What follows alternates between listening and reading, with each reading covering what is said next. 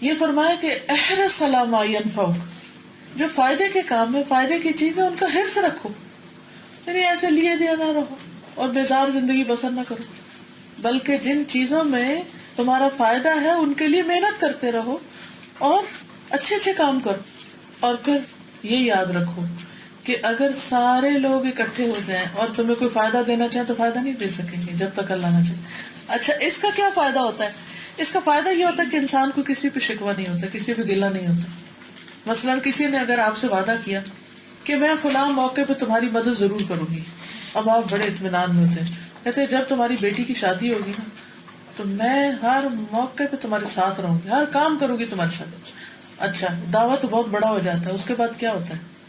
ادھر بچی کی تاریخ طے ہوتی ہے، ادھر اس کا کوئی کام پڑ جاتا ہے، وہ چلی جاتی، کہیں موو ہو جاتی، کسی اور ملک چلی جاتی، کوئی اور خود بیمار پڑ جائے.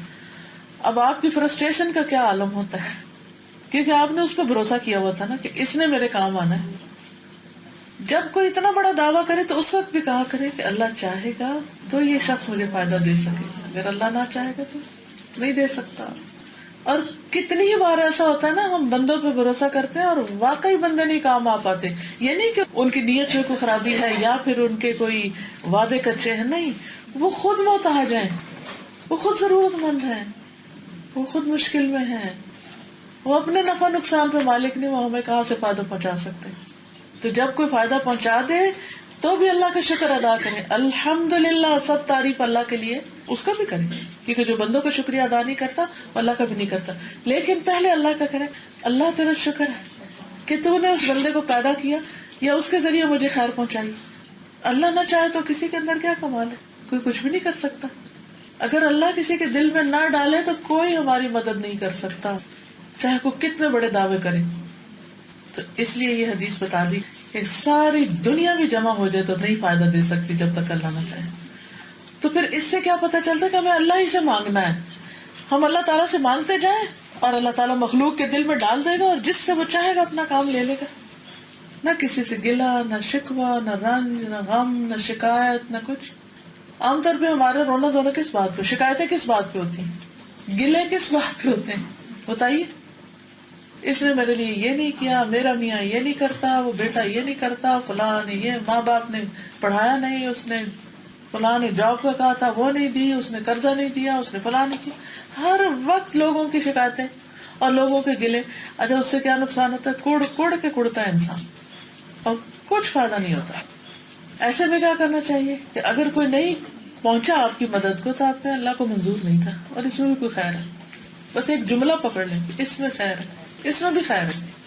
اگر کوئی نہیں آیا مدد کو، اس میں بھی خیر ہے. کسی نے ساتھ نہیں دیا، اس میں بھی بڑی خیر ہے. اللہ تیرے ہر کام میں خیر ہے. اس کی حکمت مصلحت میں نہیں سمجھتی، میں ہرٹ ہوئی ہوں لیکن یہ میری کمزوری، نہ اہلی کوتاہی، لیکن اس میں بھی خیر ہے کیونکہ تیرا کوئی فیصلہ ظلم پر مبنی نہیں. اللہ کسی پہ ظلم نہیں کرتا. اور بعض اوقات بعد میں ہمیں سمجھ آتی ہے اچھا ہی ہوا، اچھا ہی ہوا، کیونکہ اگر وہ شخص ایسا کر دیتا تو پھر کیا ہوتا.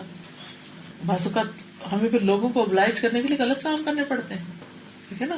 اس دنیا میں کوئی چیز فری تو نہیں ہے نا، ون وے اور دی ادر کہیں نہ کہیں ہمیں اس کا بدلہ دینا پڑتا ہے. اور بعض اوقات پھر ہمارے پاس کچھ نہیں ہوتا کرنے، اس میں پھر انسان کو پریشانی لاحق ہوتی. کوئی اچھا کر دے تو شکریہ ادا کر دے، کوئی نہیں اچھا کرے تو ناراض نہ ہو اس سے، کیونکہ اس کی قسمت میں نہیں تھا یہ نیکی کرنا آپ سے. وہ بیچارہ کیا کرتا، اس کے کام نہیں آ سکا آپ کے، کوئی بات نہیں.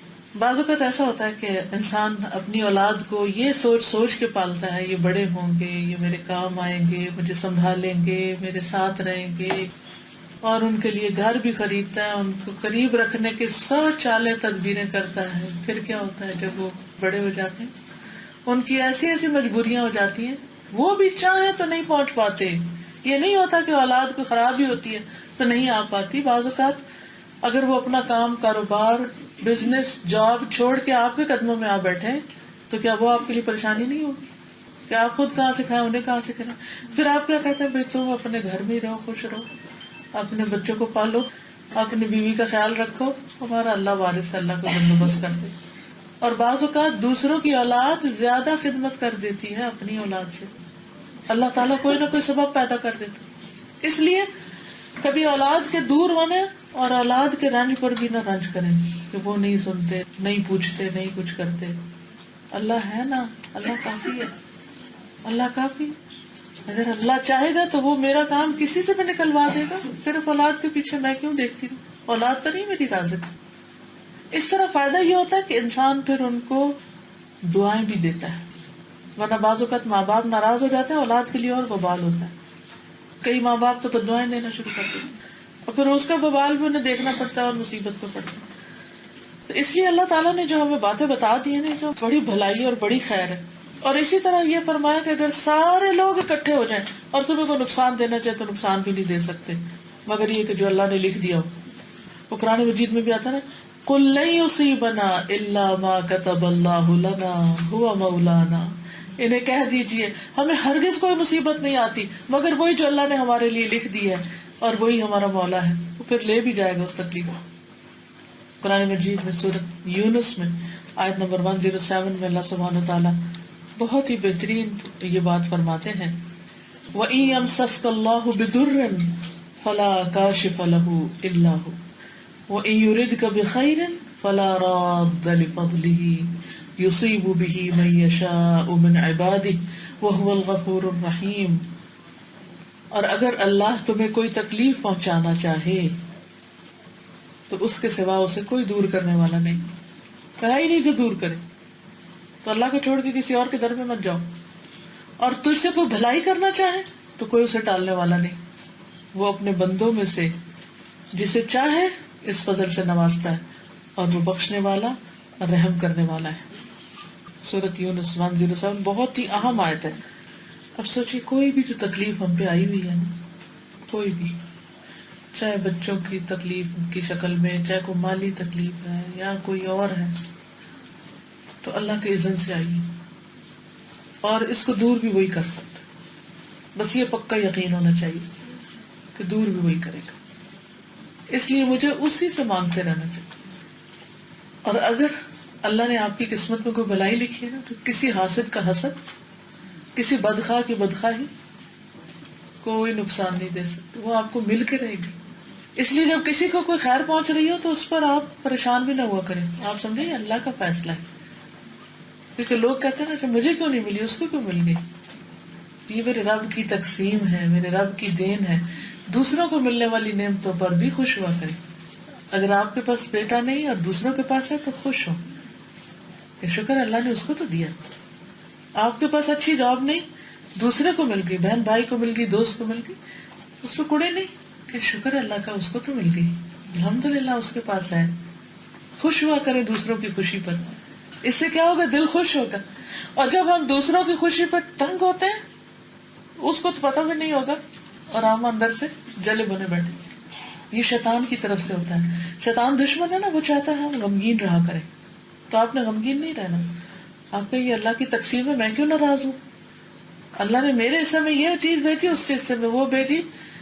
اللہ جو بھیجے, جو فیصلہ کرے میں اس پہ راضی. اور آپ دیکھیے گا وہی چیز جو آپ ناپسند کر رہے ہیں اسی میں اللہ بہت بڑا خیر ڈال دے گا. جیسے قرآن مجید میں آتا ہے وَعَسَىٰ أَن تَكْرَهُوا شَيْئًا وَيَجْعَلَ اللَّهُ فِيهِ خَيْرًا كَثِيرًا. بس وہ جو تکلیف ہے نا اس کی ناپسندیدگی کی, وہ کنٹرول کرنا اصل میں ایک امتحان ہے, لیکن خیر بھی اسی میں بہت ہوتی ہے.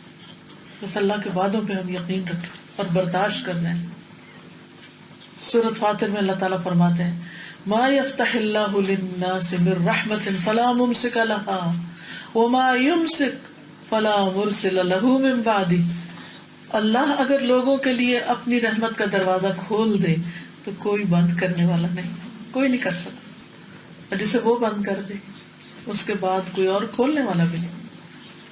جس سے اللہ روک دے اسے کوئی دینے والا نہیں, اور جس سے اللہ دے دے اسے کوئی روک نہیں سکتا. ہر نماز کے بعد دعا مانگتے نا, اللہم لا مانع لما اعطیت ولا معطی لما منعت ولا ينفع ذا الجد منک الجد. اے اللہ جسے تو دے اس سے روکنے والا کوئی نہیں, اور جسے تو نہ دے اسے دینے والا کوئی نہیں, اور کسی مالدار کو اس کی مال و دولت تیری بارگاہ میں کوئی فائدہ نہ دے سکے گی.